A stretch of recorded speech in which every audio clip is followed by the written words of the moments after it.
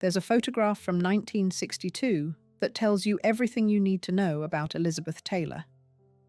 She's stepping off a yacht in the Mediterranean, draped in diamonds that could buy a small country, while the world's press scrambles to capture her every move. But look closer at those famous violet eyes, and you'll see something else entirely. A woman who had already survived more pain, scandal, and heartbreak than most people experience in a lifetime. And the story was only just beginning. By the time she was 30, Elizabeth Taylor had already been married 4 times, nearly died twice, and become the highest-paid actress in Hollywood history. She lived like an empress, spent money like water, and loved with a passion that made headlines across the globe. But behind the jewels and the glamour, behind the champagne and the private jets, there was a price being paid. A price measured not just in dollars, but in something far more precious. This is the story of how America's most beautiful woman built an empire on dreams and desire, only to watch it crumble under the weight of excess, addiction, and a body that could no longer keep up with her spirit. The child who never had a childhood. Elizabeth Rosamond Taylor was born in London in 1932 to American parents who had everything except humility. Her father dealt in art for the wealthy elite. Her mother had been an actress who gave up the stage for marriage, but never quite got over it. When war clouds gathered over Europe in 1939, the family fled to Los Angeles, and 7-year-old Elizabeth, with her striking beauty and those impossible eyes, became her mother's second chance at stardom. What happened next would shape everything that followed. Sarah Taylor, Elizabeth's mother, didn't just encourage her daughter's career.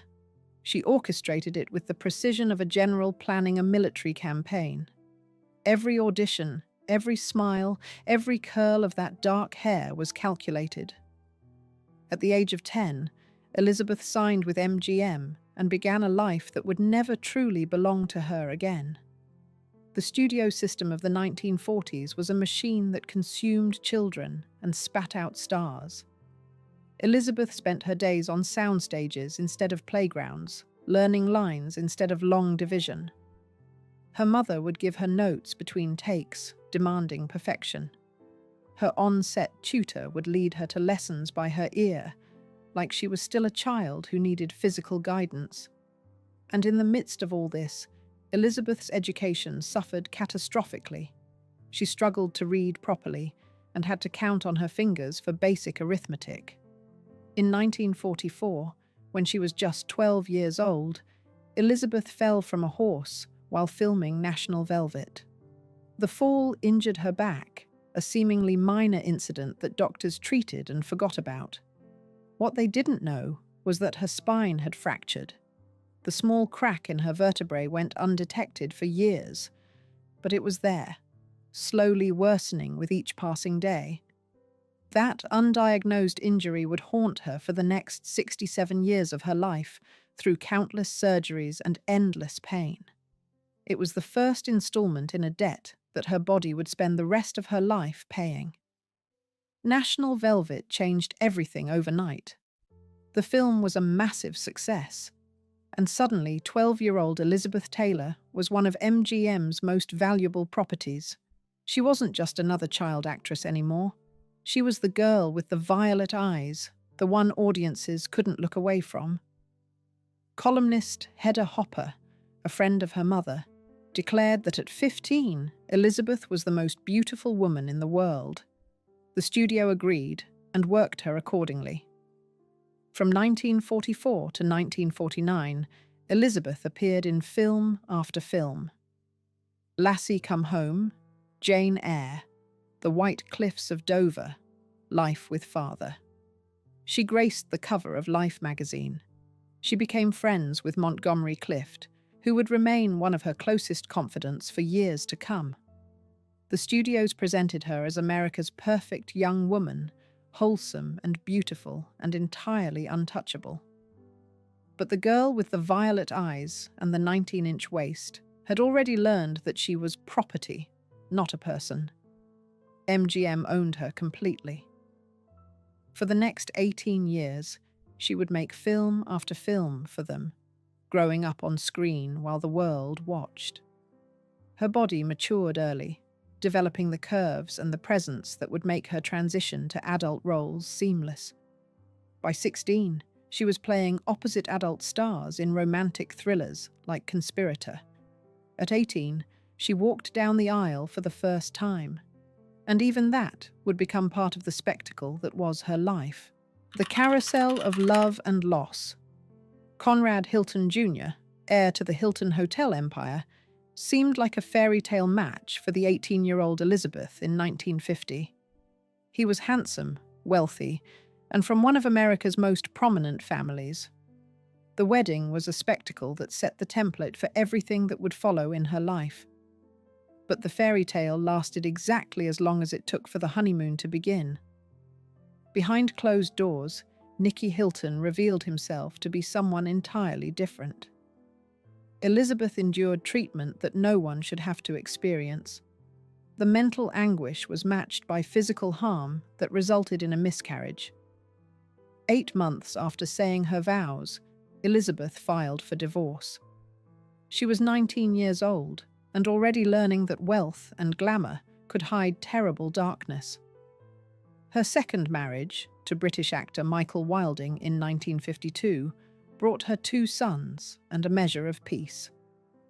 But Wilding was 20 years her senior, and as Elizabeth matured into a genuine dramatic actress with films like A Place in the Sun and Giant, the marriage grew stale.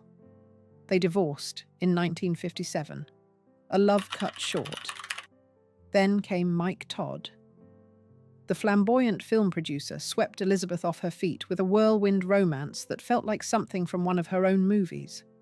He lavished her with gifts, threw extravagant parties, and made her feel like the queen she was always meant to be. He gave her a diamond tiara and called her his queen. When their daughter Liza was born, it seemed like Elizabeth had finally found the happiness that had always eluded her. Todd's film Around the World in 80 Days was a massive success. They had money, they had love, they had everything. On March 22nd, 1958, just 13 months into their marriage, Mike Todd's private plane crashed in the mountains of New Mexico. There were no survivors. Elizabeth, who had been too ill to travel with him, was devastated. She had lost the love of her life at 26 years old, a widow with 3 small children and a broken heart that she wasn't sure would ever heal. In her grief, she turned to Eddie Fisher, Todd's best friend, and one of the most popular singers in America. Fisher was married to America's sweetheart, Debbie Reynolds, who had been Elizabeth's friend. But grief and loneliness are powerful forces, and Elizabeth and Eddie began an affair that exploded into the biggest scandal of the era. The press branded her a homewrecker. Religious groups condemned her. The public that had adored her now turned vicious. Elizabeth and Fisher married in 1959, but it was a union born from tragedy rather than love. She later admitted that she married him because she couldn't bear to be alone, not because she truly loved him. The marriage was already dying when she arrived in Rome in 1962 to film what would become the most expensive movie ever made up to that point, the scandal that changed everything. Cleopatra was supposed to be 20th Century Fox's grand spectacle, a film so magnificent that it would secure their financial future for years to come. Instead, it nearly destroyed the studio. The production was plagued with problems from the start. The weather in England was terrible, causing constant delays. Then Elizabeth contracted pneumonia that turned life-threatening. In March 1961, her breathing became so laboured that doctors had to perform an emergency tracheotomy, cutting into her throat so she could breathe. For several terrifying hours, one news agency even reported that she had died. Elizabeth herself would later say that she had been clinically dead, that she had gone to the other side and seen Mike Todd waiting for her. Whether that was true, or the morphine talking, no one could say. But the near-death experience made her even more famous, and the world watched anxiously as she recovered. When she returned to the set, now filming in Rome, the atmosphere had changed, and so had her co-star. Richard Burton, the Welsh actor with the golden voice and a reputation for seducing his leading ladies, had replaced another actor in the role of Mark Antony. His first words to her were less than impressive. He walked over and said someone had told him she was a very pretty girl. Elizabeth, already the most famous actress on earth, found the pickup line laughable. But then they filmed their first scene together on January 22nd, 1962. Something ignited between them that neither had expected. Elizabeth later described watching him drink from a mug, seeing the broken blood vessels on his face from years of heavy drinking, and falling completely in love with this messy, vulnerable, brilliant man who was nothing like the arrogant actor she had imagined. The problem was simple and devastating. Both of them were married. Elizabeth to Eddie Fisher, Burton to Sybil, mother of his 2 daughters. They tried to resist. Elizabeth's marriage to Fisher was already over in all but name, but she didn't want to hurt Sybil. Burton had been unfaithful before, and Sybil expected him to come back to her as he always had. But this time was different. What happened between Elizabeth and Richard Burton on the set of Cleopatra wasn't just another affair. It was an obsession, a passion so consuming that it made the ancient love story they were filming seem pale by comparison. Elizabeth, overwhelmed by emotions she couldn't control, took an overdose of sleeping pills when Burton tried to leave her. He came back and never really left again. The world's press descended on Rome like locusts. Photographers climbed walls and hid in bushes to catch glimpses of the couple. They followed Elizabeth and Richard to restaurants, to hotels, to quiet streets, where the couple tried to find moments of privacy that no longer existed. The paparazzi, as we know them today, were essentially invented to document this relationship. Burton called it le scandale, and for once, the theatrical Welshman wasn't exaggerating. The Vatican's condemnation came in the form of a published statement in their newspaper, describing the relationship as an insult to the nobility of the hearth. Religious leaders across America echoed the sentiment. Elizabeth was called everything from a Jezebel to a destroyer of families. Women's groups organized protests. Some theaters threatened to boycott her films. But the condemnation only made the public more fascinated. Every detail of their relationship became news. When Burton bought her jewelry, it made headlines.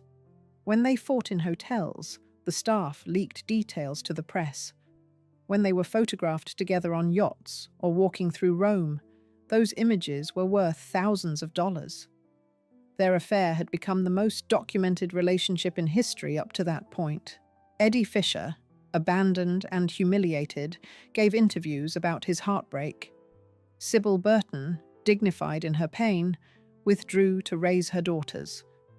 Both marriages officially ended in divorce, with Eddie and Elizabeth's ending in March 1964 and Richard and Sybil's just days earlier.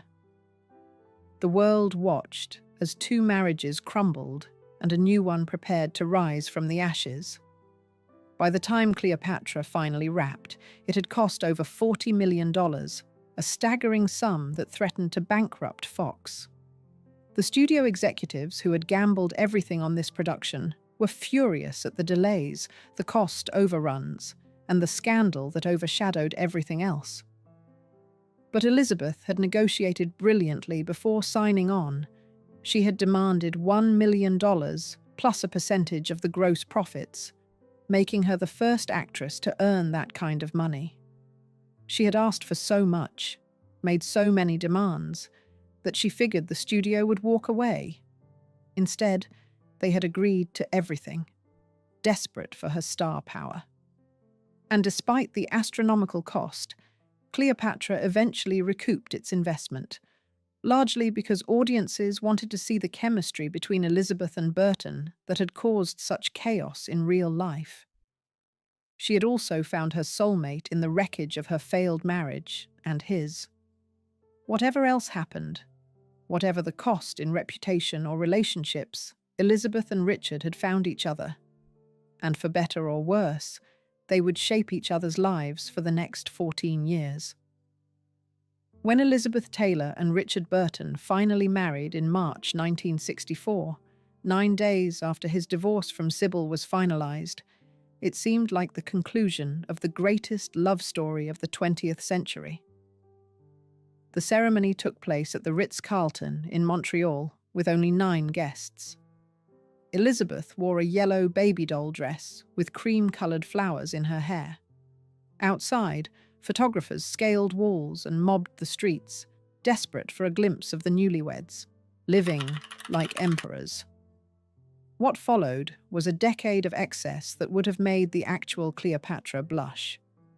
Elizabeth and Richard lived like modern royalty, jetting between homes in Switzerland, Mexico, and London. They collected art, real estate, and expensive toys.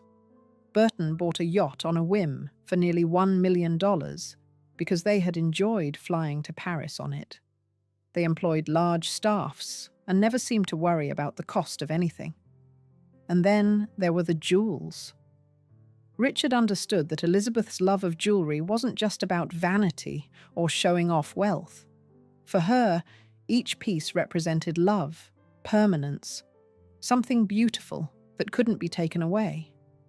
Growing up in a world where she had no control, where studios owned her and mothers managed her, jewelry was something that belonged only to her.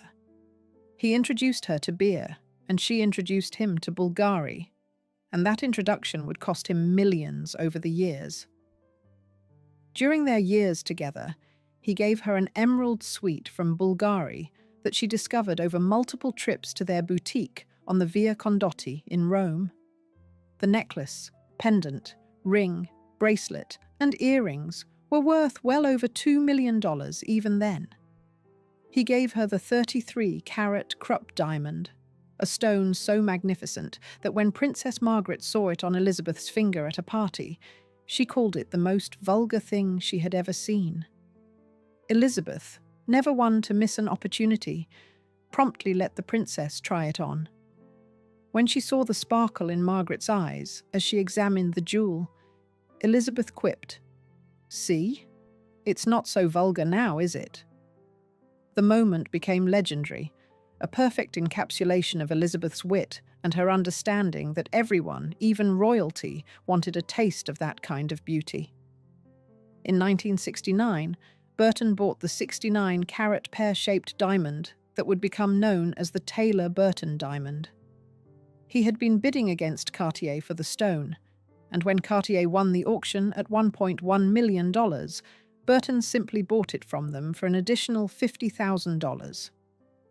The diamond became one of the most famous jewels in the world, a symbol of their extravagant love and lifestyle. Elizabeth wore it to Princess Grace's 40th birthday party in Monaco, and the photographs became iconic images of 70s glamour. When he gave her the 50-carat La Peregrina pearl, a stone that had once belonged to Spanish royalty and had been painted by Velázquez in portraits of queens from centuries past, she had Cartier design an elaborate new setting for it. The necklace that resulted, with matched pearls and rubies, was a masterpiece that would eventually sell for nearly $12 million at auction. But the gifts weren't always massive gemstones. Once, while at their home in Gstaad, they played ping-pong. Burton, competitive as always, promised Elizabeth a diamond if she could score 10 points against him. She did, and he immediately set off to town looking for the smallest diamond he could find as a joke. He came back with 3 tiny diamond rings that they forever after called the ping-pong diamonds. It was the kind of playful moment that showed there was real love beneath all the excess. Beyond the jewelry, their lifestyle knew no bounds. They owned properties around the world, a villa in Puerto Vallarta, a chalet in Switzerland, homes in London, each one staffed and maintained regardless of whether they were in residence. They bought a yacht on impulse, nearly $1 million spent because they had flown to Paris on it and enjoyed the experience.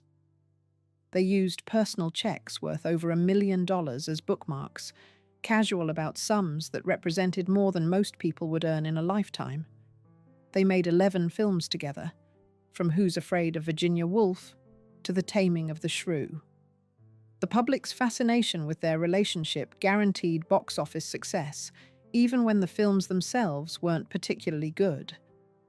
Elizabeth won her second Academy Award for Virginia Woolf, giving a raw, powerful performance that showed she was far more than just a beautiful face.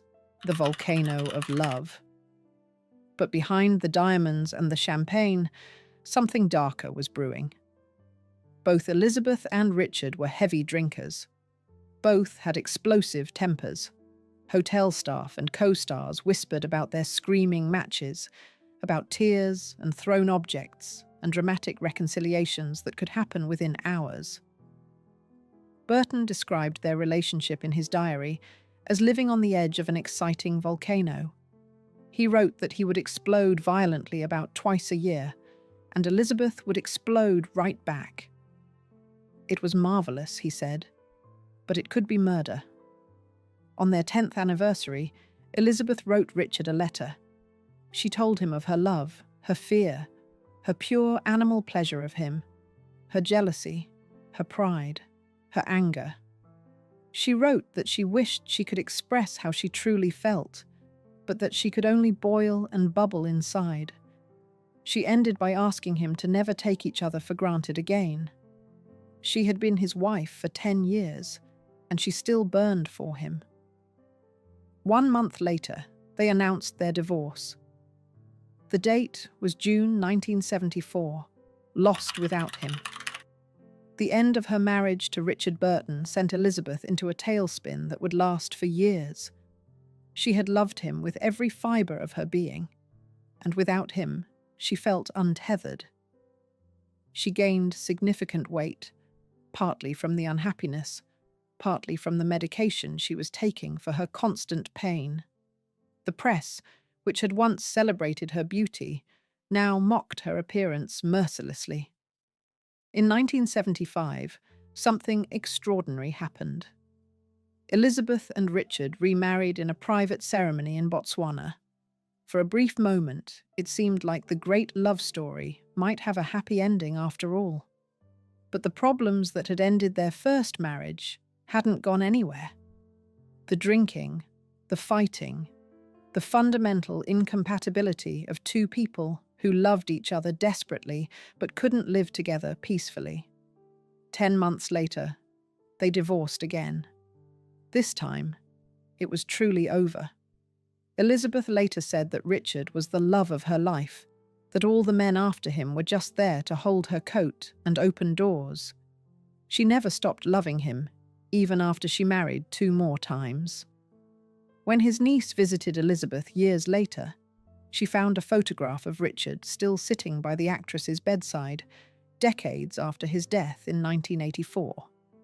Her 6th marriage, to Senator John Warner, began in 1976. Elizabeth threw herself into being a political wife, campaigning across Virginia and trying to fit into a role that was completely foreign to her. She gained more weight, and the press continued their cruel commentary. One biographer noted that she broke all the rules for being a good political wife. After Warner's election, the constricting life of a senator's spouse became unbearable, and they divorced in 1982.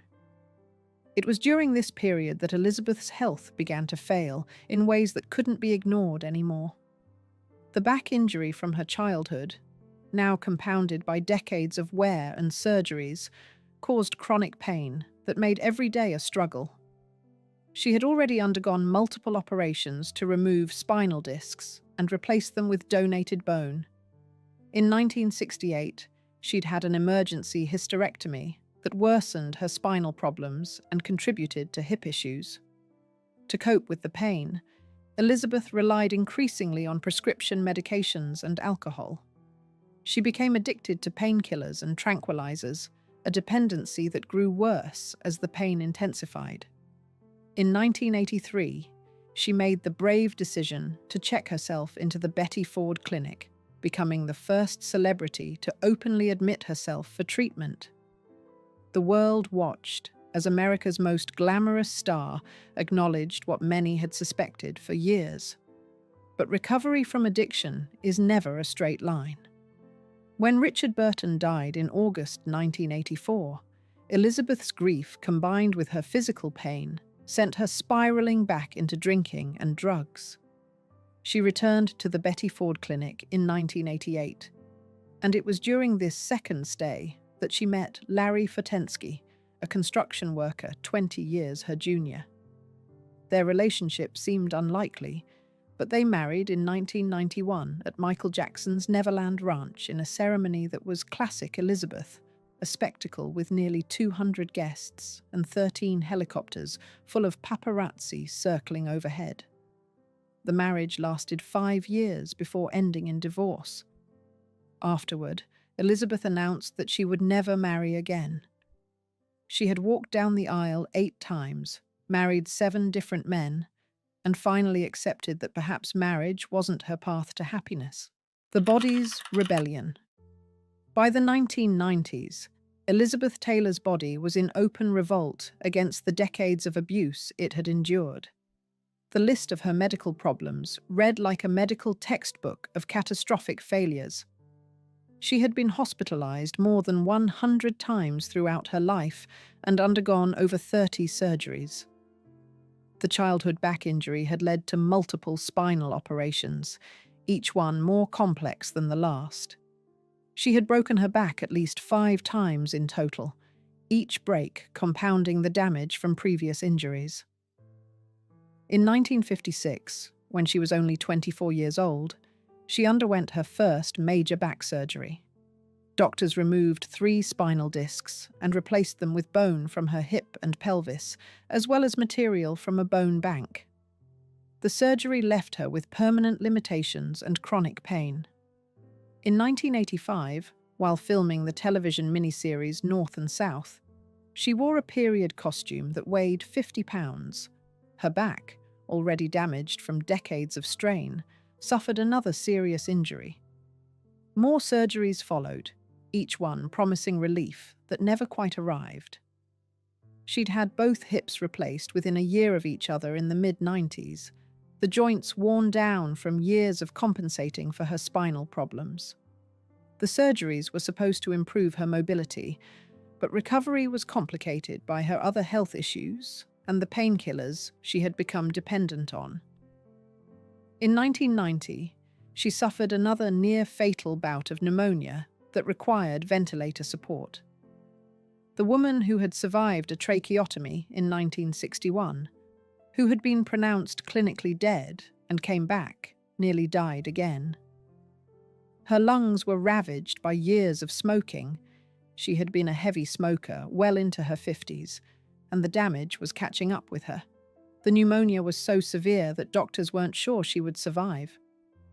But once again, Elizabeth's will to live proved stronger than the disease trying to kill her. The year 2000 brought another serious pneumonia scare. Each time she got sick, it took longer to recover. Her body, weakened by decades of surgeries and medications, didn't bounce back the way it once had. In 1997, Elizabeth suffered a seizure followed by a stroke. The medical emergency led doctors to discover a benign brain tumor that required immediate surgery. The operation was delicate and dangerous, requiring them to open her skull and remove the growth. Elizabeth, never one to hide from cameras, posed for Life magazine bald after the surgery, her head wrapped in bandages. She looked directly at the camera with those famous violet eyes and made it clear that she wasn't going to be ashamed of her scars or her suffering. In an interview afterward, she spoke about her philosophy on survival. The ups and downs, the problems and stress, along with all the happiness, have given me optimism and hope, she said, because I am living proof of survival. I've come through things that would have felled an ox. It wasn't bravado. It was simply the truth. Most people would have given up long before, would have let the pain and the surgeries and the constant health crises break them. But Elizabeth kept fighting, kept surviving, kept living. The operations continued relentlessly. In 2002, she underwent radiation treatment for basal cell carcinoma, a form of skin cancer. The treatment took 3 months before the cancer was finally gone. In 2004, she needed spinal surgery again, this time to repair 7 compression fractures in her spine. The bones were literally crumbling under the weight of her body and the damage from previous surgeries. By this time, she was using a wheelchair regularly. The osteoporosis, the result of decades of medication and multiple surgeries, had weakened her bones to the point where even standing was difficult. The scoliosis she had been born with, mild at first, had been made catastrophically worse by all the breaks and repairs. Her spine curved in ways it was never meant to, causing constant pain that medication could only dull, never eliminate. In 2009, Elizabeth underwent experimental heart surgery to repair a leaky valve.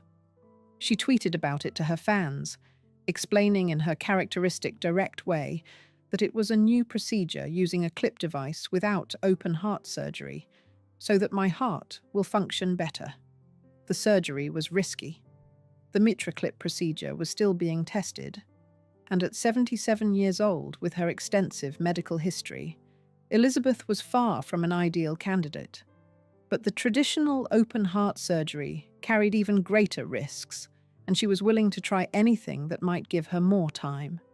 2 years earlier, in 2007, she'd had traditional surgery to repair the same valve. The fact that it needed repair again so soon was a bad sign. Her heart, like everything else in her body, was wearing out faster than it could be fixed. The final act. The final years were difficult. Friends who saw her reported that she was wheelchair-bound with dark bruises on her arms from the blood thinners she was taking. The vibrant woman who had once danced across the screen and lived life at full volume was now fragile and in constant pain.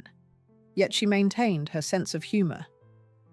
At her early birthday celebration in January 2011, she declared to the crowd, "I'm not dead yet." On March 23, 2011, Elizabeth Taylor died at Cedars-Sinai Medical Center in Los Angeles. She had been hospitalized for 6 weeks with congestive heart failure, a condition she had been diagnosed with in 2004. Her children were by her side. She was 79 years old. Debbie Reynolds, who had been her rival after the Eddie Fisher scandal but had long since reconciled with her, told reporters that she was happy Elizabeth was out of her pain because she had been in a lot of pain. It was a simple truth that summed up the final chapter of a remarkable life. The price of living like royalty. When Elizabeth Taylor's estate was settled, the numbers were staggering. Her wealth was estimated at somewhere between $600 million and $1 billion. Her jewelry collection alone was worth $150 million, and when a portion of it was auctioned off by Christie's in December 2011, it brought in over $115 million. The Taylor Burton diamond, the Krupp diamond, the La Peregrina pearl, all the beautiful things that Richard and her other husbands had given her, fetched record-breaking prices. But here's the remarkable thing about that money. It didn't come primarily from her acting career, from the 60-plus films she had made over 6 decades, or from the 2 Academy Awards sitting on her shelf. The bulk of Elizabeth Taylor's fortune came from her perfume business. In 1987, she had become one of the first celebrities to launch a fragrance line, partnering with Elizabeth Arden to create Passion. In 1991, she launched White Diamonds, which became a phenomenal success. She personally supervised the creation of all 11 fragrances that eventually bore her name. By the time of her death, the fragrance business had earned over $1 billion worldwide. According to her biographers, she made more money from her perfumes than from her entire acting career. Elizabeth had also been smart about real estate, accumulating a portfolio worth over $130 million. She owned a mansion in Bel Air that had once belonged to Nancy Sinatra, as well as properties in London and Switzerland. Even the beachfront land she had bought in Puerto Vallarta, Mexico, with Burton, had skyrocketed in value simply because she owned it. But the money, as vast as it was, couldn't buy back her health. It couldn't undo the childhood spent on sound stages instead of playgrounds. It couldn't heal the back she broke at 12 and re-injured countless times afterward. It couldn't erase the pain of losing Mike Todd or the heartbreak of divorcing Richard Burton twice. It couldn't cure the addiction to painkillers that came from decades of chronic suffering. Elizabeth had lived like royalty. She had worn diamonds worth millions, flown on private jets, owned yachts and villas, and had the most powerful men in the world at her feet. She had been desired, envied, condemned, and celebrated in equal measure. She had experienced love and loss on a scale that most people could never imagine. But she had also paid for that life with her body. Every surgery, every hospital stay, every bout of pneumonia or heart failure was part of the price. The constant media scrutiny, the judgment, the invasions of privacy, the cruel comments about her weight, the condemnation from the Vatican, the vicious attacks when her marriages failed, all of it took its toll. A greater purpose. In her later years, Elizabeth found a new purpose that finally gave her life meaning beyond the movies and the marriages. After her close friend Rock Hudson died of AIDS in 1985, she became one of the first major celebrities to advocate for HIV and AIDS awareness.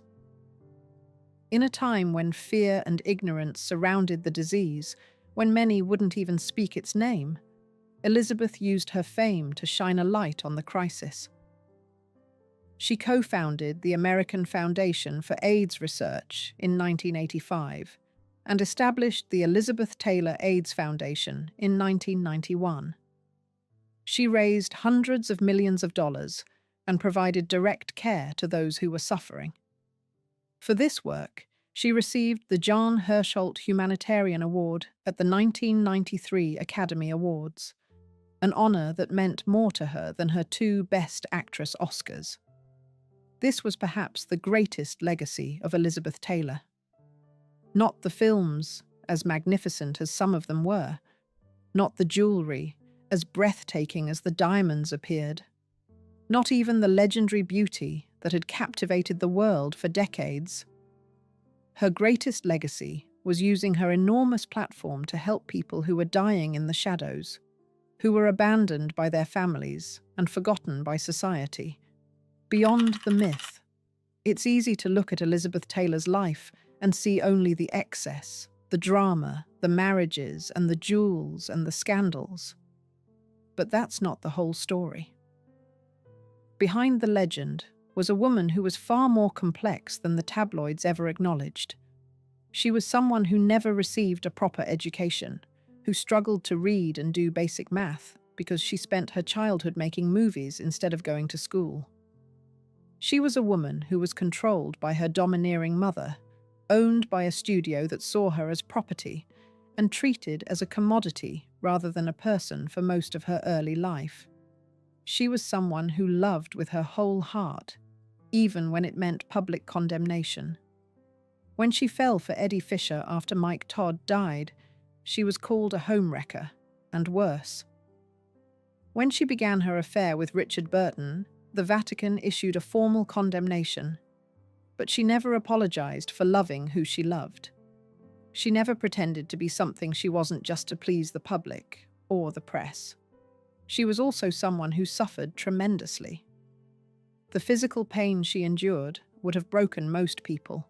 More than 100 hospitalizations, over 30 surgeries, multiple near-death experiences, addiction to prescription drugs that came from trying to manage unrelenting pain. And through it all, she kept working, kept living, kept loving. When you look at photographs of Elizabeth Taylor from her later years, confined to a wheelchair, her body failing, there's still something fierce in those violet eyes, a refusal to be diminished by age or illness or the cruelties of fate. She had survived a childhood stolen by Hollywood, marriages that ranged from abusive to heartbreaking, the loss of the great love of her life, and a body that had betrayed her in almost every way possible. Yet she survived. More than that, she found a way to give back, to use her suffering and her fame to help others who were suffering even more. She turned her pain into purpose and her celebrity into a force for good. The true cost. The question that haunts Elizabeth Taylor's story isn't whether she lived too extravagantly, or loved too passionately, or spent too much money. The question is what we demanded of her and what price she paid to give it to us. We wanted her beauty, so she gave it even as her body fell apart. We wanted her passion, so she gave it even when it cost her public respect. We wanted her to live larger than life, so she did, even when it nearly destroyed her. Elizabeth Taylor was born into privilege, but robbed of a childhood. She became one of the most famous women in the world, but was owned by a studio system that saw her as property. She made millions, but spent them trying to fill voids that money could never touch. She found true love, but couldn't hold on to it. She collected jewels worth more than most people would see in a lifetime, but couldn't buy back her health or her youth. In the end, the star who lived like royalty paid with decades of pain, with a body worn out from surgery after surgery, with a life lived in the merciless glare of public judgment. She gave us the fantasy of a glamorous Hollywood life, and we consumed it eagerly without ever counting the cost to her. When Elizabeth Taylor took her last breath in 2011, surrounded by her children after 6 weeks in the hospital, the world mourned the loss of the last true movie star from Hollywood's golden age. But perhaps what we should really mourn is that we demanded so much from her, that we judged her so harshly, that we watched her suffer and turned it into entertainment, that we wanted the diamonds and the drama and the passion, but didn't want to see the human cost of providing it. She lived like royalty, yes, but royalty has never been free. If you enjoyed this video, please like and subscribe to our channel so you never miss out on more fascinating stories. Hollywood in the 1940s was filled with starlets who dreamed of making it big. Most faded into obscurity. But one woman carried a secret so dangerous that keeping it hidden would eventually cost her everything. She sang alongside Bob Hope, danced with Bing Crosby, and built a career that seemed destined for greatness. Yet behind the glamorous facade was a truth that, if discovered, would have destroyed her overnight. This is the story of Donna Drake, the starlet who lived a double life and paid the ultimate price for it. A childhood built on survival. The woman the world would come to know as Donna Drake entered this world on November 15th, 1914, in Jacksonville, Florida. Her birth certificate read Eunice Westmoreland. Her parents, Joseph Andrew Westmoreland and Novella Smith, welcomed their daughter into a world that was deeply divided. Jacksonville in 1914 was a city where segregation wasn't just practiced, it was strictly enforced. The Westmoreland family faced daily reminders that their opportunities would be limited by the color of their skin. Joseph Westmoreland worked hard to provide for his family. Novella Smith Westmoreland watched her daughter carefully, noticing something extraordinary. Young Eunice, nicknamed Una by her family, possessed a gift. By the time she was 5 years old, she could play multiple musical instruments. Her voice carried a natural quality that made people stop and listen. Novella recognized that this talent might be her daughter's ticket to a better life, though the path to that life would require sacrifices nobody could fully understand yet. Jacksonville may have been known as the winter film capital of the world from 1907 to 1918, hosting 30 permanent film studios where Oliver Hardy got his start. But by the time Eunice was old enough to dream of performing, those studios had moved to California. More importantly, even if they'd stayed, the doors would have been closed to a young African-American girl, no matter how talented she was. The Westmorlands understood this reality all too well. The family made a difficult decision. They packed up their lives and moved north to Philadelphia, searching for better opportunities. Joseph found work at a chili parlor, but feeding 5 children on a restaurant worker's salary stretched every dollar thin. The family struggled, and as Eunice grew older, her musical talents became impossible to ignore. Novella began forming a plan, one that would change her daughter's life forever, but would also set in motion a chain of events that could never be undone. The tension in the Westmoreland household wasn't just about money. It was about identity, opportunity, and survival. The world was changing, but not fast enough for a young African-American girl with dreams of stardom. The first transformation. In the early 1930s, Novella Westmoreland made a bold decision. She would take her daughter to New York City, the entertainment capital of the East Coast, and see if Eunice's talents could open doors. They brought along another young woman from the restaurant where Joseph worked, a waitress named Renee Villion, who also harbored dreams of performing. Eunice adopted her first stage name, Una Vellon, sometimes spelled Una Villon. She and Renee formed what they called a sister act, performing in nightclubs and wherever they could book a gig. The Paradise Club on Broadway gave them their first real break. Night after night, Una sang and danced, her natural charisma drawing attention from audiences and industry professionals alike. One evening, producer Earl Carroll spotted her on stage. Carroll was known for his elaborate theatrical reviews, and he had an eye for talent.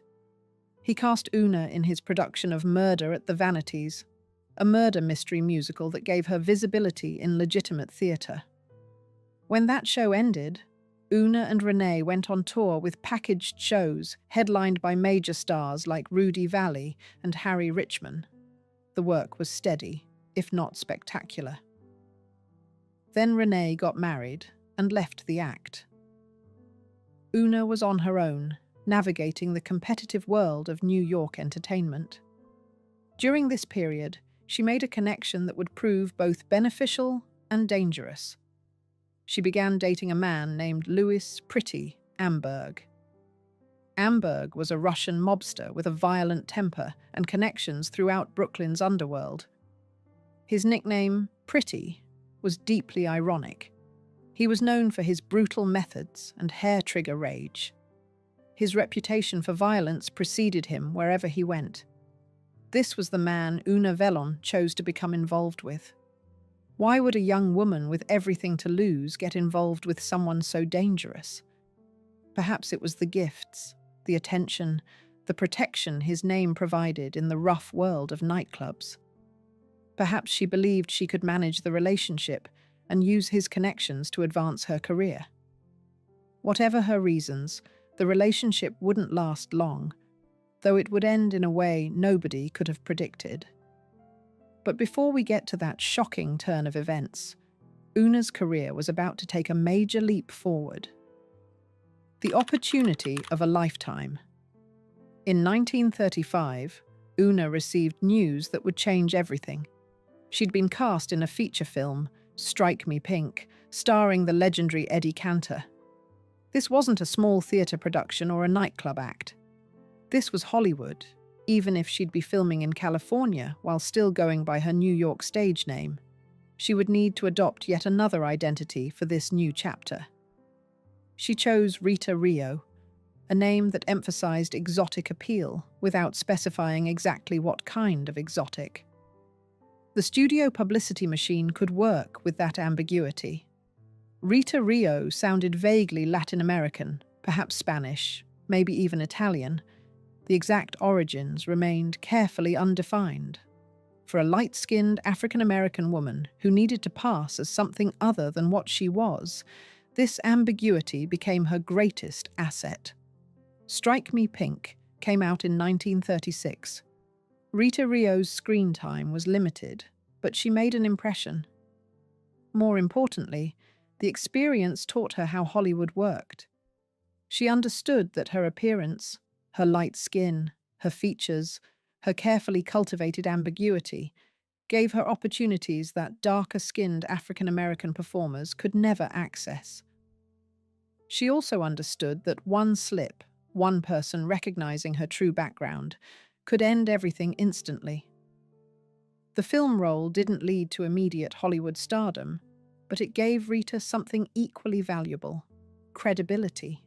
She leveraged that credibility to form her own all-girl orchestra, Rita Rio and her Rhythm Girls. Some promotional materials called them the Girlfriends. The group toured successfully throughout the late 1930s, performing at theaters and clubs across the country. Leading an all-girl band required more than musical talent. Rita had to manage personalities, handle bookings, negotiate contracts, and maintain the group's image. She proved surprisingly adept at the business side of entertainment. The band's glamorous image, matching outfits, choreographed routines, polished performances, set them apart from other acts. Rita Rio and her Rhythm Girls became a draw, and Rita herself became the face of the operation. But back in New York, a storm was brewing that would remove one complication from Rita's life, though in the most disturbing way possible: a body in a burning car. On October 23, 1935, news broke that would shock New York City's underworld. Police discovered a burning car in Brooklyn. On the back seat was a body, stripped of clothing with a sack placed over the head and hands tied with wire. The victim was identified as Louis Pretty Amberg, the same mobster Rita had been dating. Amberg's ending was particularly gruesome. He'd been taken out by rival gangsters in a hit that sent a message through Brooklyn's criminal networks. The case made headlines, and reporters dug into Amberg's life, looking for angles to sensationalize the story. Rita's name surfaced as his former girlfriend, but she was conveniently 3,000 miles away in California, working on her first film. The timing was suspiciously perfect.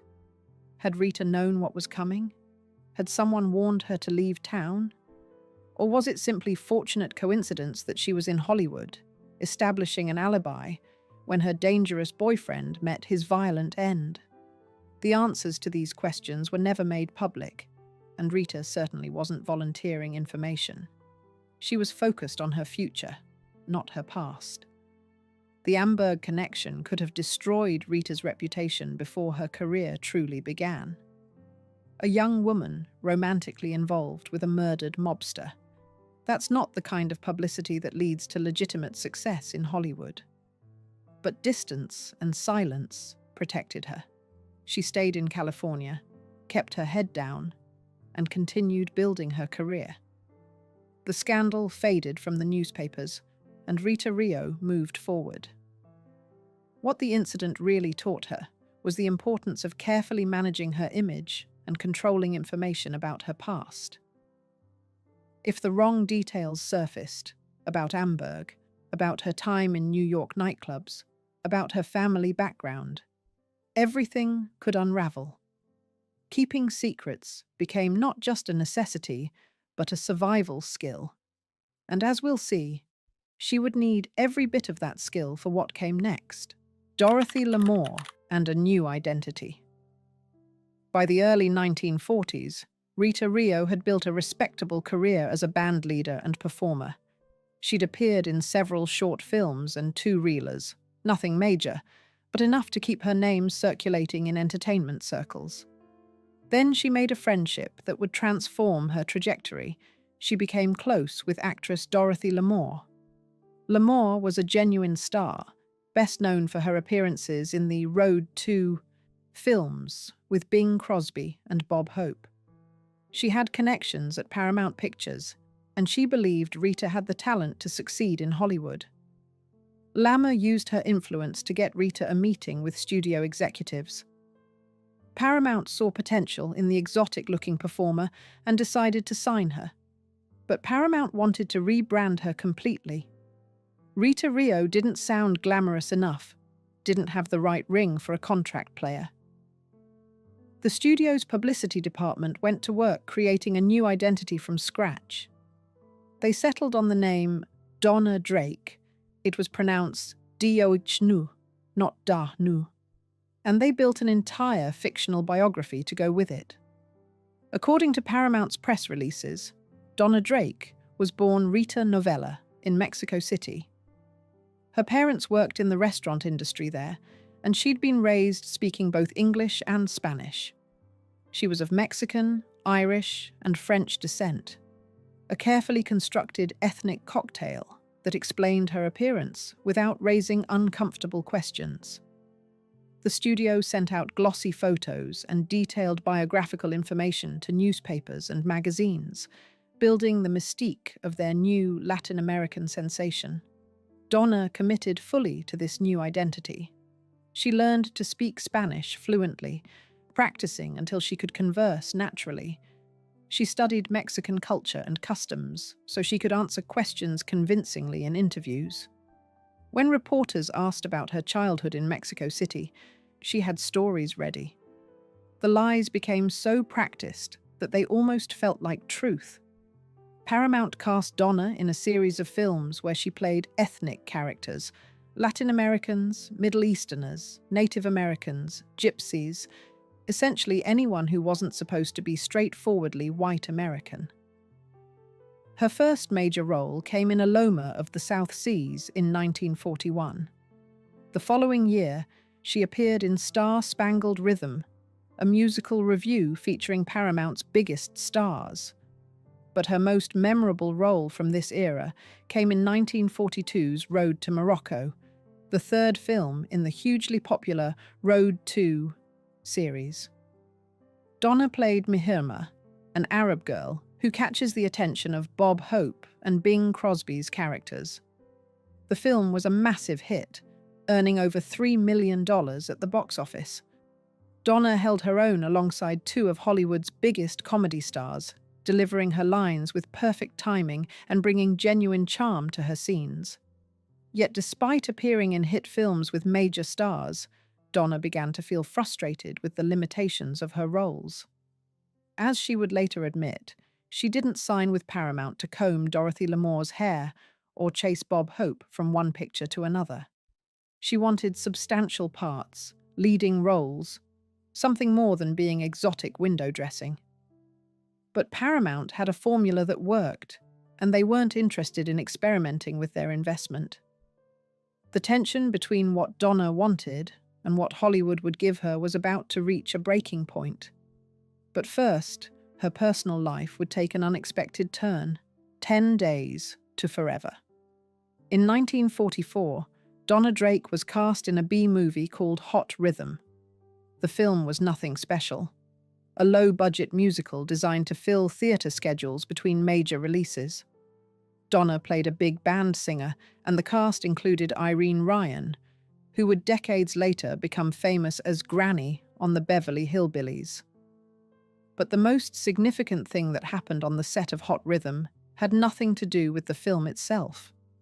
There was a costume designer on the production named William Travilla. Everyone called him Billy. He was ambitious, talented, and working his way up in Hollywood's competitive costume design field. When he and Donna met on set, the connection was immediate and intense. They began dating, and after just 10 days, they decided to get married. On August 19th, 1944, Donna Drake and William Travilla were married in a small, informal ceremony. Very few people attended. The wedding was deliberately low-key, almost secretive. There was a reason for that secrecy, though Travilla may not have fully understood it at the time. Donna Drake, born Eunice Westmoreland, an African-American woman passing as Mexican, had just married a white man. Interracial marriage was illegal in California in 1944. By marrying Travilla, Donna had committed a crime. If authorities discovered the truth about her background, her marriage certificate could be used as evidence against her. She could face criminal charges, social disgrace, and the immediate end of her career. Travilla could claim ignorance. He may have genuinely believed his wife was Latina, but Donna knew exactly what she was doing. She was betting everything on her ability to maintain the facade. The marriage seemed happy at first. Travilla was supportive of Donna's career, and she encouraged his work. But Paramount had dropped Donna by this point, cutting her loose after Hot Rhythm's lackluster performance. The studio that had reinvented her as a Mexican beauty now had no use for her. She was on her own, freelancing wherever she could find work. Donna appeared in Without Reservations in 1946, playing a supporting role. She co-starred with Kent Taylor in Dangerous Millions that same year. In 1948, she had a memorable part in Another Part of the Forest, playing the girlfriend of Dan Juria's Weasley character. The following year, she was cast as the Native American maid, Jenny, in Beyond the Forest, a film starring Bette Davis. She also appeared in The Girl from Jones Beach with Eddie Bracken. These were respectable credits, better than many working actors could claim. But they weren't star-making roles. Donna remained a character actress, recognizable but never quite breaking through to leading lady status. Meanwhile, her husband's career was taking off in ways hers never had. And that success would create new tensions in their household, the Oscar that changed everything. While Donna struggled to find consistent work, William Travilla was ascending to the top of his profession. He was assigned to work on The Adventures of Don Juan, a lavish swashbuckler starring Errol Flynn. Travilla's costume designs for the film were spectacular, rich, detailed, historically inspired creations that brought the period to life. At the 1949 Academy Awards ceremony, Travilla won the Oscar for Best Costume Design for his 1948 work. Suddenly, Donna Drake was no longer the more famous spouse. Her husband was an Academy Award winner, sought after by major productions. Directors specifically requested Travilla for their films. His name became synonymous with quality costume design in Hollywood. The power dynamic in their marriage had shifted completely. For Donna, watching her husband succeed where she couldn't must have been difficult. She'd been the one with industry connections through Dorothy Lamour. She'd been the one with a Paramount contract. She'd been the one whose name appeared in studio publicity. Now she was William Travilla's wife, known for being married to an Oscar winner rather than for her own accomplishments. But personal disappointment was the least of Donna's worries. Her health had begun to deteriorate in ways that couldn't be ignored or explained away as simple stress. The body keeps score. After the failure of The Girl from Jones Beach in 1949, Donna started experiencing strange symptoms. She suffered unexplained episodes where her body would seize up. Sometimes she'd lose awareness of her surroundings. Other times she'd feel perfectly fine, only to collapse without warning. Travilla urged her to see doctors, concerned that the stress of acting was literally making her sick. The diagnosis, when it finally came, was frightening: epilepsy. Donna had a neurological condition that caused seizures. The doctors couldn't say what had triggered it, whether it was genetic, environmental, or the result of stress and trauma accumulating over years. What they could say was that the condition was chronic. Donna would need to manage it for the rest of her life. and the stress that seemed to trigger her episodes wasn't going away. Think about what Donna's life had become. She was a black woman passing as Mexican, married illegally to a white man, living in constant fear that someone would discover her true identity. She was watching her career stagnate while her husband's flourished. She was taking on any role offered to her, no matter how small, because she needed the money and the visibility. The physical toll of maintaining this facade day after day, year after year, was manifesting in her body's inability to cope. But Travilla later revealed something else about his wife's condition. He described Donna diplomatically as someone who found it hard to come home and step out of the character she'd been playing all day. This wasn't just an actress having trouble separating her stage persona from her real self. This was a woman who had been playing a character every moment of every day for over a decade. Donna Drake wasn't just a stage name. It was a complete identity she'd constructed and could never fully abandon, even in her own home. The question that haunts this story is whether Travilla knew the truth about his wife. Did he understand that the woman he'd married was not actually Latina? Or did Donna maintain the deception even in the most intimate relationship of her life? The historical record doesn't provide a clear answer, but Travilla's later comments suggest he understood his wife was carrying burdens he could never fully comprehend. As Donna's health worsened, something happened that should have brought joy, but instead brought terror. The pregnancy no one could know about. In 1951, Donna discovered she was pregnant. For most couples, this would be cause for celebration. For Donna, it was potentially catastrophic. She was about to give birth to a child whose appearance might reveal the secret she'd spent nearly 2 decades protecting. What if the baby's skin was darker than hers? What if the child inherited features that couldn't be explained by Donna's fictional Mexican-Irish-French heritage? What if relatives wanted to visit, bringing the Westmoreland family into contact with Donna's Hollywood friends and colleagues? Every variable was a threat. Every possibility, a danger. Donna spent 9 months in a state of anxious anticipation, unable to share her fears with anyone. On August 16th, 1951, 3 days before Donna and Travilla's 7th wedding anniversary, their daughter was born. They named her Nia Novella Travilla, with the middle name honoring Donna's mother. When the baby arrived, Donna's worst fears weren't realized. Nia's appearance didn't raise questions or suspicions. She looked like she could be the daughter of a Mexican-Irish-French mother and a white father. Donna had gotten lucky. But motherhood didn't bring peace.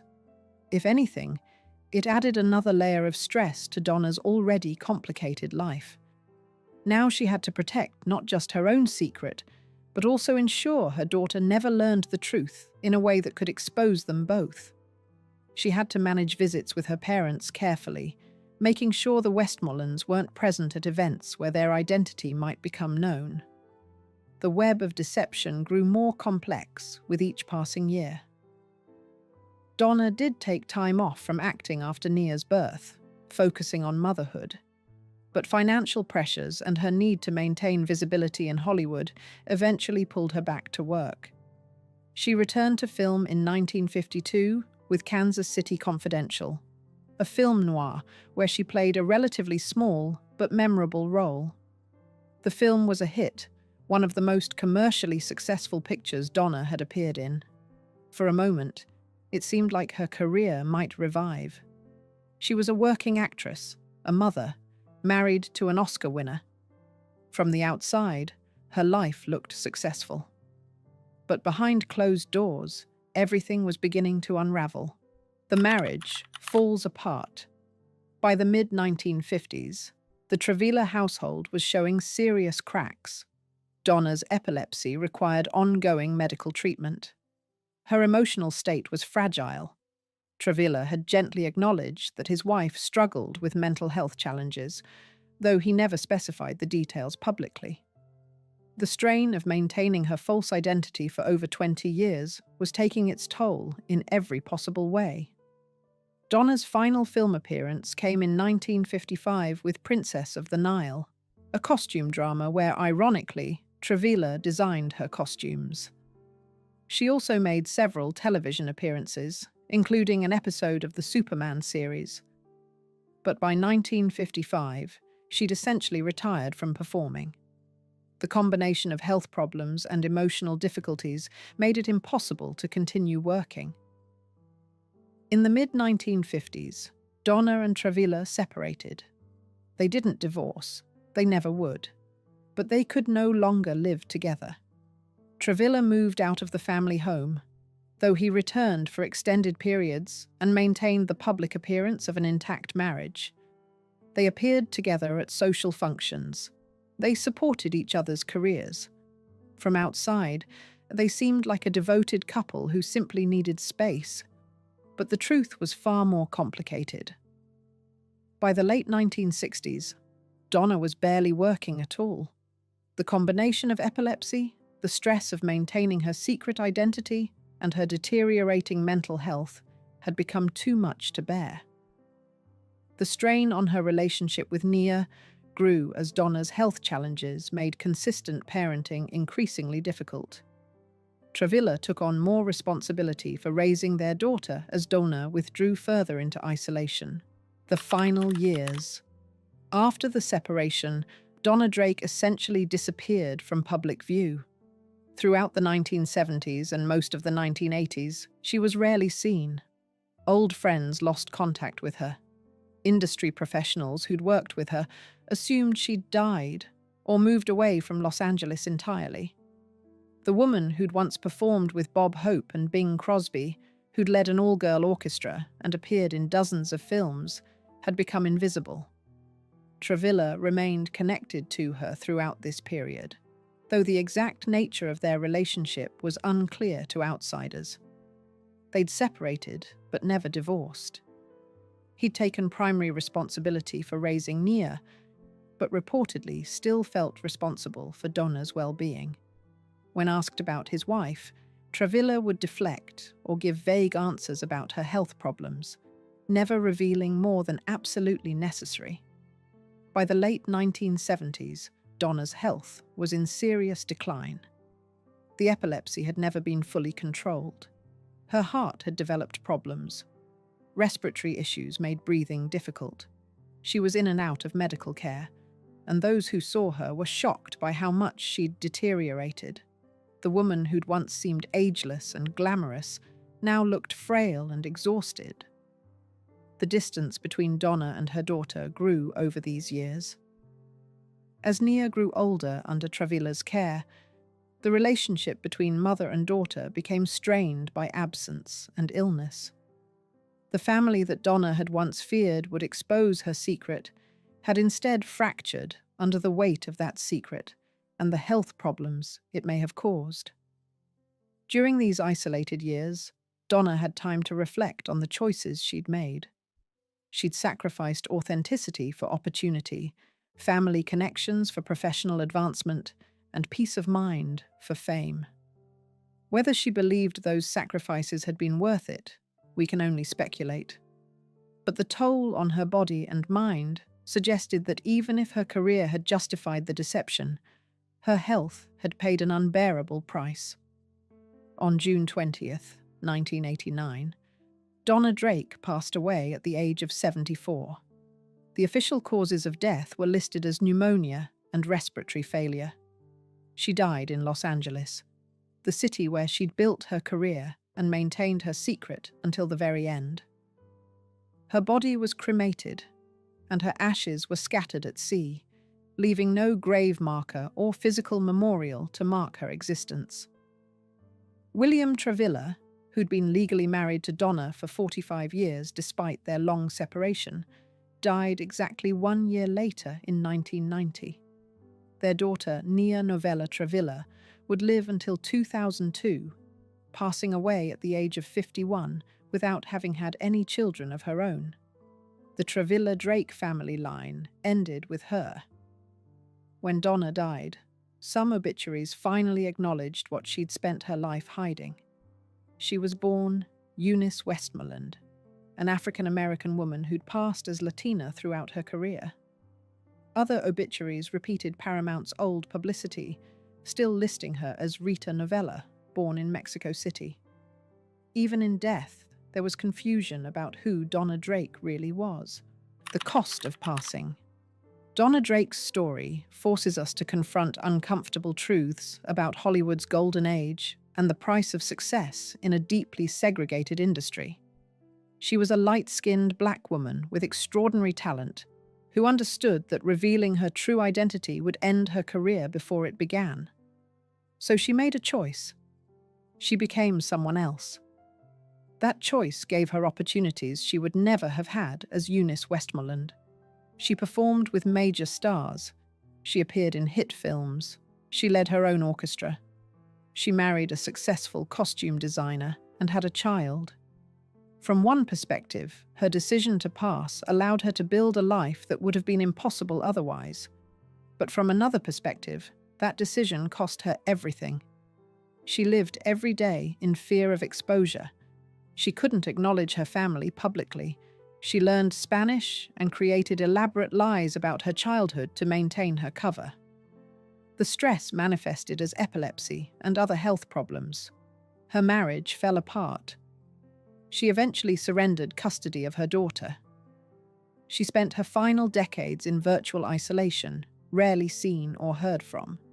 And she died with many people still not knowing who she really was. The most haunting aspect of Donna's story is that she never abandoned her parents, despite passing as a different race. Unlike the characters in Imitation of Life, the story her life is so often compared to, Donna maintained her relationship with Joseph and Novella Westmoreland throughout her life. She visited them quietly, carefully, making sure these visits never intersected with her Hollywood life. She loved her parents and couldn't bring herself to cut them out of her life completely, but that meant living a double life in the most literal sense. When she was with her family, she could be Eunice, the daughter who'd made it in show business through talent and determination. When she was in Hollywood, she had to be Donna Drake, the exotic Mexican beauty with the fictional biography. The cognitive dissonance of maintaining both identities simultaneously, never being fully one or the other, never able to relax completely into either role. That's what ultimately destroyed her. Census records tell the story of her family's shifting identity across decades. The 1910 census lists Donna's parents as black. The 1920 census lists them as mulatto. The 1930 census lists them as Negro. But the 1950 census tells a different story. Donna's father and brother in Pennsylvania were still listed as Negro, while Donna herself, living in California under her married name, Donna Travilla, was listed as white. The official government records tracked the fracturing of the family's identity as Donna's career required her to separate herself further and further from her origins, the secret that killed her. Donna Drake's death certificate lists pneumonia and respiratory failure as the causes of death. Those were the immediate medical reasons her body stopped functioning. But the real cause of Donna Drake's death was the secret she carried for 55 years. The stress of maintaining that secret manifested physically as epilepsy and seizures, conditions that worsened over time. The emotional toll led to the mental health struggles that Travilla diplomatically acknowledged, but never fully explained. The constant vigilance required to never slip up, never accidentally reveal something that would expose her true background, never allow herself to fully relax. That vigilance was exhausting in ways that most people could never understand. Donna couldn't go to church with her family. She couldn't have childhood friends visit her on set. She couldn't reminisce about growing up in Jacksonville, Florida. She couldn't correct interviewers when they repeated Paramount's lies about her Mexican birth and upbringing. She had to remain perpetually on guard, performing the role of Donna Drake every waking moment of her life. even when the cameras weren't rolling. The epilepsy was likely stress-induced. The heart problems that developed later may have been exacerbated by decades of living in a constant state of anxiety. The respiratory failure that finally killed her could have been hastened by the physical toll of maintaining such an exhausting deception for so long. While no doctor would write "keeping a secret" as a cause of death, for Donna Drake, that's exactly what it was. What she left behind. Donna Drake's films still exist. You can watch her performance in Road to Morocco, see her dance in Star-Spangled Rhythm, observe her dramatic work in Beyond the Forest. Her musical recordings have been preserved. The UCLA Film and Television Archive even restored some of her work, including a short called Sweet Shoe, with funding from the Grammy Museum. But when you watch those performances now, knowing what she was hiding, they take on a different quality.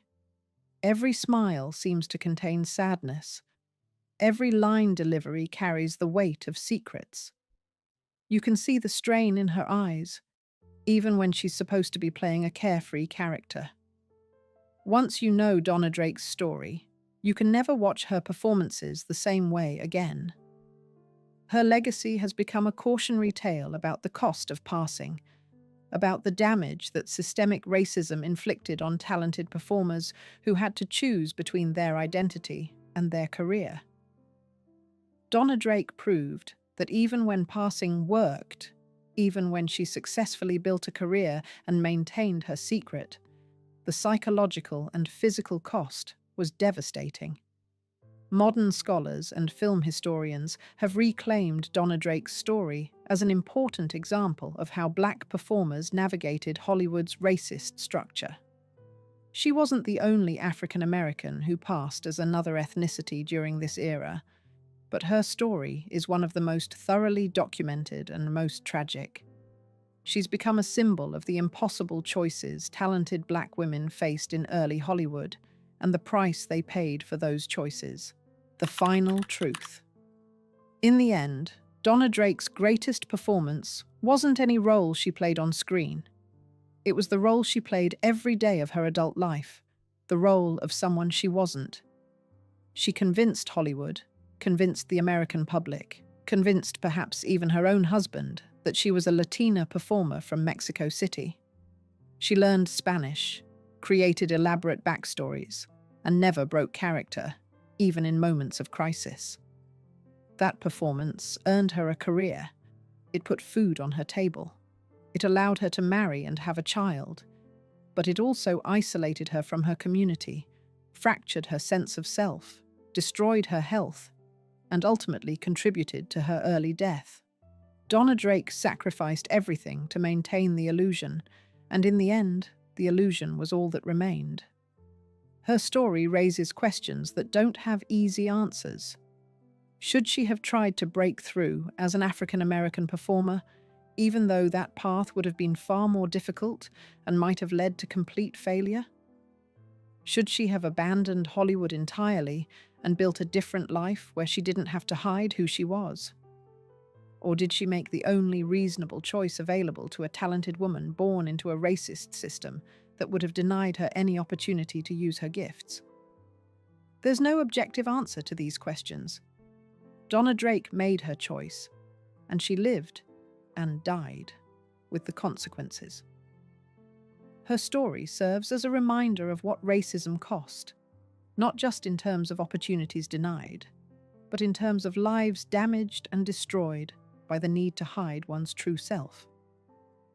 When Donna Drake died in 1989, she was survived by her estranged husband, William Travilla, and her daughter, Nia, from whom she'd been separated for decades. She left behind a body of work that few remember today. She left behind census records that tracked her family's shifting racial designations across decades. And she left behind a warning about the price of living a lie, even when that lie seems necessary for survival.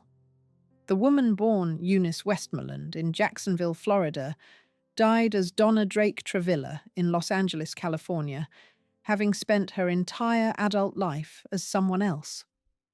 Whether she ever found peace with that choice, whether she ever regretted the path she'd chosen, whether she died still maintaining the character she'd created, or finally acknowledged her true self. These things we may never know. What we do know is this: Donna Drake was a woman of extraordinary talent who was forced